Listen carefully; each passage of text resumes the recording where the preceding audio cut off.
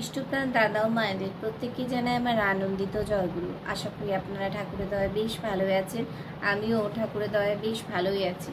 প্রত্যেক দিনের মতোই পরম প্রেমময় শ্রী শ্রী ঠাকুর অনুকূলচন্দ্রের বিভিন্ন গ্রন্থ থেকে বাণী পাঠ করি।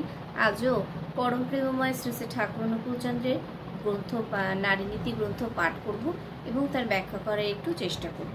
আপনাদের কাছে বিশেষভাবে অনুরোধ, আপনারা কেউ ভিডিওটা স্কিপ করবেন না। ঠাকুরের কথা একটু শুনবেন, 2-1 মিনিট কথা বলবো, ঠাকুরের কথা একটু শুনবেন।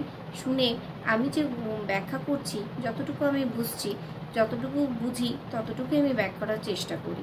তো সেই ব্যাখ্যাটা সঠিক হচ্ছে কিনা অবশ্যই কিন্তু আমাকে কমেন্টসের মাধ্যমে জানাবেন।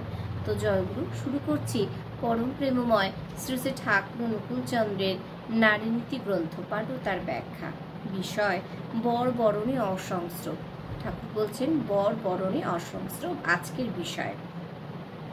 যদি উপযুক্ত স্বামী লাভ করিতে চাও, পুরুষ হইতে দূরে থাকিও। এখানে বরবরণে অসংস্রব এই যে কথাটা বিষয়টা রয়েছে, সেখানে বলা রয়েছে যে যদি উপযুক্ত স্বামী লাভ করিতে যাও, পুরুষ হইতে দূরে থাকিও, মানে যাদের বিয়ে হয়নি তাদের উদ্দেশ্যেই কথা বলা হচ্ছে।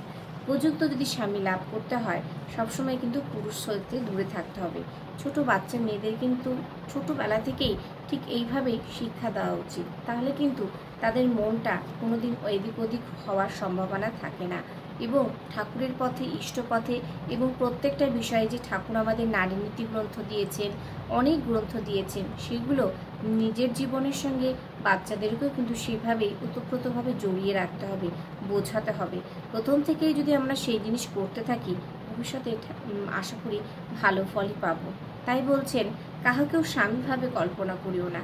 মেয়েদের মন তো কাহাকেও স্বামীভাবে কল্পনা করাটা কিন্তু খুব বাজে কাজ এবং ঠাকুর এটা পছন্দ করেন না। যার বিপরীতে সেই জিনিস কখনোই ভালো হয় না।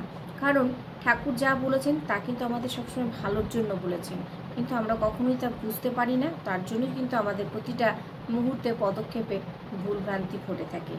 কারণ ইহাতে মন কামলোলুপ হইয়া তোমার দৃষ্টিকে অস্বচ্ছ করিয়া তুলবে। আমি যদি কাউকে স্বামীভাবে কল্পনা করেই ফেলি, তাহলে কি হবে? আমার মনটা কি হবে? কামলোলুপ হয়ে পড়বে এবং আমার দৃষ্টিটা কিন্তু অস্বচ্ছ হয়ে যাবে, স্বচ্ছতা থাকবে না, কিন্তু অস্বচ্ছ হয়ে পড়বে। কিন্তু যাহাকে স্বামী বরণ করিতে চাও বা স্বামী করিতে চাও, তুমি যাকে স্বামী করিতে চাও, তাহার ইষ্ট কেমন, তাহার আচার কেমন, তার বংশ কেমন, যশ কেমন, তার স্বাস্থ্য কেমন, শ্রদ্ধা কেমন, জ্ঞান ইত্যাদি তোমার কাম্য, সহনীয়, বহনীয় কিনা অবলোকন করিও।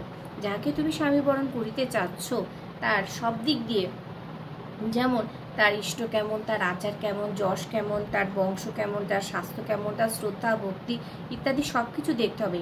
তা তোমার সঙ্গে সহনীয় এবং বহনীয় কিনা সেটাও দেখতে হবে। এবং মঙ্গলাকাঙ্ক্ষী গুরুজনের সহিত আলোচনা করিও, প্রাপ্তিতে ভ্রান্তি কমই ঘটিবে। বাণী সংখ্যা 66। যদি মঙ্গলাকাঙ্ক্ষী যারা মঙ্গল আমার চায়, তাদের সঙ্গে আমি গুরুজনদের সঙ্গে আলোচনা করি, তাহলে কিন্তু ভ্রান্তি আমার কমই ঘটিবে। জয়গুরু, প্রত্যেককে ভিডিওটা বাড়াবো না, কেমন লাগলো অবশ্যই একটু জানাবেন। আর সবাই পাশে থাকবেন। যদি ভালো লেগে থাকে তাহলে অবশ্যই কিন্তু সবার কাছে পৌঁছে দেওয়ার চেষ্টা করবেন। আবারও দেখা হচ্ছে কালকে। ততক্ষণ আপনারা সুস্থ থাকবেন এবং ঠাকুরকে মাথায় নিয়ে চলবেন। জয়গুরু।